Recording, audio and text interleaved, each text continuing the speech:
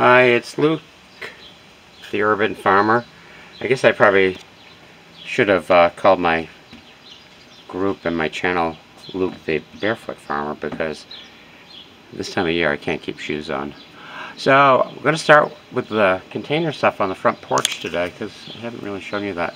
So I've got a hanging basket here with thyme, nasturtiums, cherry tomatoes, and chamomile. So rather than just planting like petunias and stuff in a hanging basket, which is what most people do, you can plant herbs and vegetables.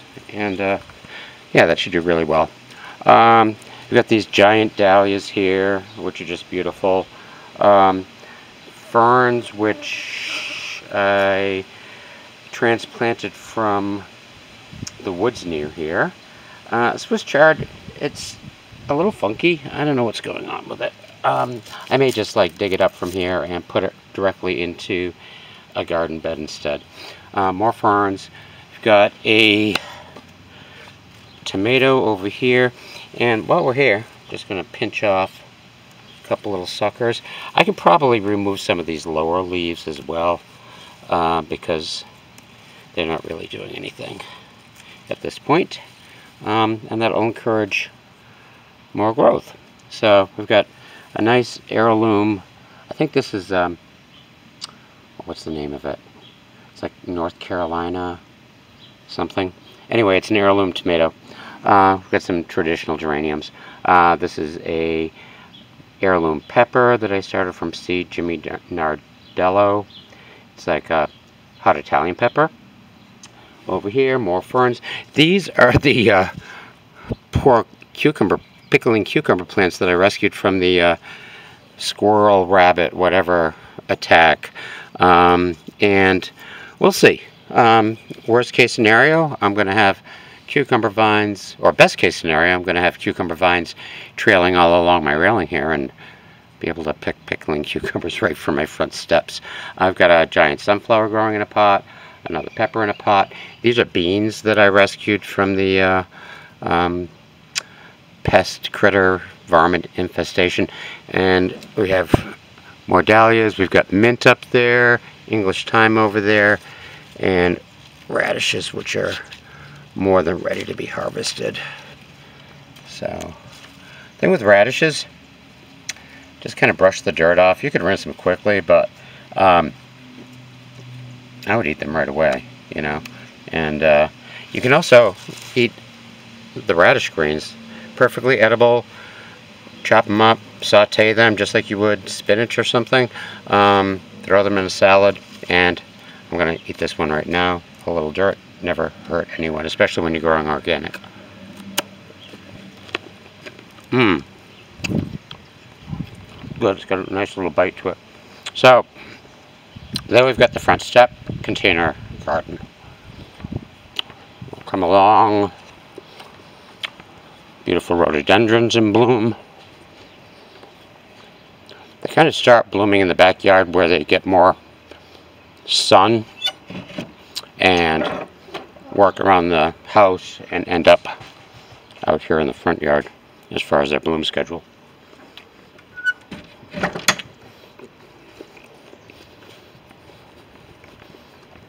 Sorry for my crunching. Rain barrel. Okay.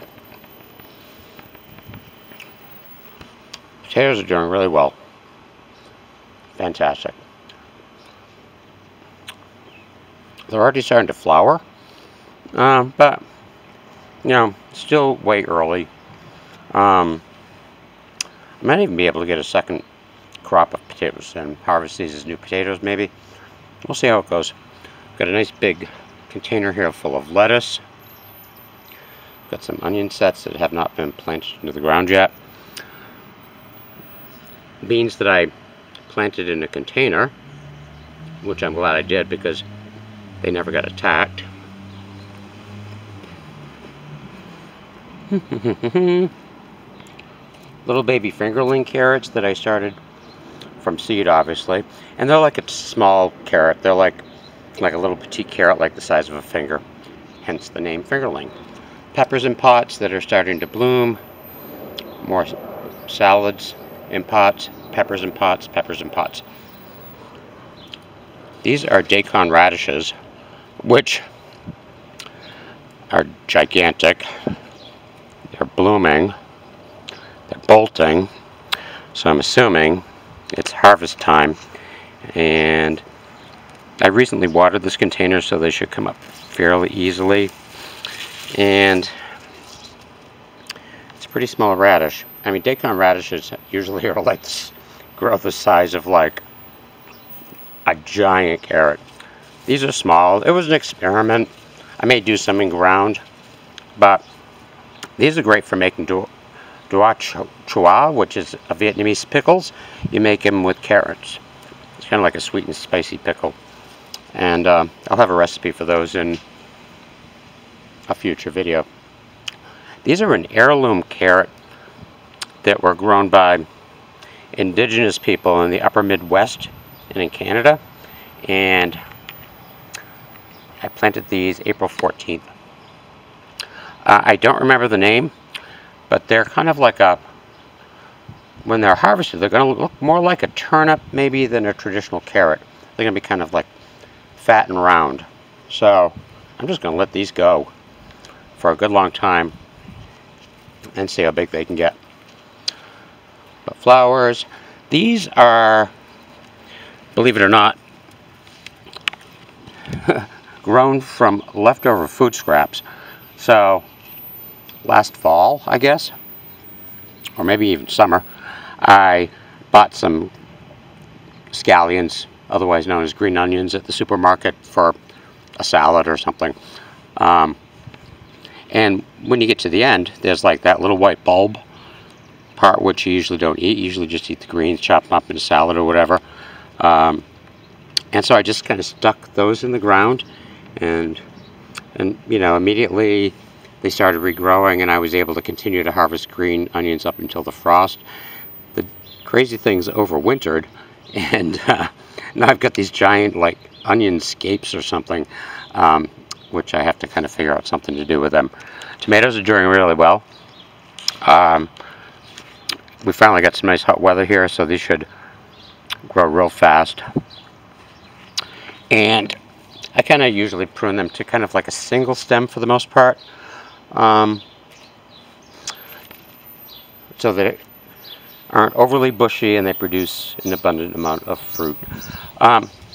So I came up with a device to kind of keep the squirrels away from my cucumbers and dill and stuff, because they were destroying that. I've also got giant sunflowers in here, dill. This goes up and over the top, so there's no way to get in here. And cucumbers on the outside. Here, I've got so much fencing here that it's almost impossible for me to navigate the garden. But I will tread carefully and get there. Okay, herbs doing great. This is my Three Sisters bed here. So I've got honey nut squash, or yeah, that's what it's called, honey nut squash. So it's a traditional squash that you would see like in the market. Three Sisters gardens were grown by indigenous people as a way to make the most out of the space they had, but also the plants were supportive of each other nutritionally and physically. So I've got an heirloom variety of corn here, which is a flint corn, which was grown by the Wampanoag Indians, native to this part of New England, back before the Pilgrims arrived. It's going to be a red heirloom corn. So amongst that, the squash or pumpkins will provide ground cover to keep weeds down. The corn will grow tall, obviously, and then I've got pole beans planted in here, which will use the corn for support, and the beans will enrich the soil with nitrogen, because they're nitrogen fixing plants for the corn. And this is going to be a really nice bed now that I've got it protected from all the varmints. Over here, we've got a complete cage enclosure that I made. for the beans, which includes, I transplanted some of the ones that I rescued this morning from the attack a week or so ago, and now I'm going to have an abundant bean harvest, and we're back to the potatoes. This over here is the solar powered motion control high frequency strobe light rodent bird repellent. I can't hear the high frequency. Other people can. Depends on the individual. I don't know if you're going to be able to hear it in the video or not, but that's what that's here for. And I guess that's it for today's tour of Luke's Victory Garden. Hope you're doing well. Bless you all. Have an abundant day. And leave a comment in the group below, okay? Love you all.